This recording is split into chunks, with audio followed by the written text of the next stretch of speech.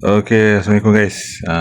Ini adalah ruang tamu untuk Taman Selayang Indah. Tanah dia besar 22x75. Ada 5 bilik, 4 bilik air. Setiap bilik ada aircon. Dia free hold open, sesiapa boleh beli. Apa bangsa pun boleh beli. Ini bilik bawah sekali. Ini ruang kitchen lah. Ini ruang untuk kitchen, ada tabletop, ada kitchen cabinet. Ni dah renovation je dekat 300,000 lah kata. Ni ruang makan lah. Ni kita naik tingkat atas. Ni bilik yang bilik kecil sikit lah. Ni bilik kecil. Semua ada ceiling semua dah buat. Ni bilik kecil sebelah. Di luar ada satu tandas lah. Tandas. Kita pergi ke master bedroom. Master bedroom ni besar tapi dah dipotong dua.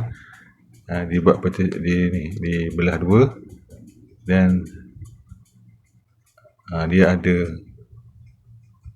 dia punya toilet sendiri. Dan di depan tu ada balcony. Balcony ni dia dah extend lah depan ni. Depan ni dia extend jadi lebih luas lah. Boleh cuci baju, boleh sidai baju. Ni dia extend. So dia tutup dengan cermin ni, sliding door.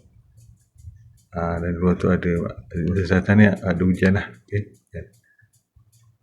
Rumah ni memang luas guys. Memang luas untuk ni yang sebelah. Master bedroom yang sebelah ni. Yang ni besar sikit lah, dipotong. Ini balcony yang sama kat luar tadi. Alright. So kita akan turun. Kita akan pergi ke ruang tamu dengan dapur sekali lagi lah. Right, kita naik depan. Ini ruang living room dia. Sangat luas guys. Tapi sini dia extend. Depan ni dia extend sikit lah.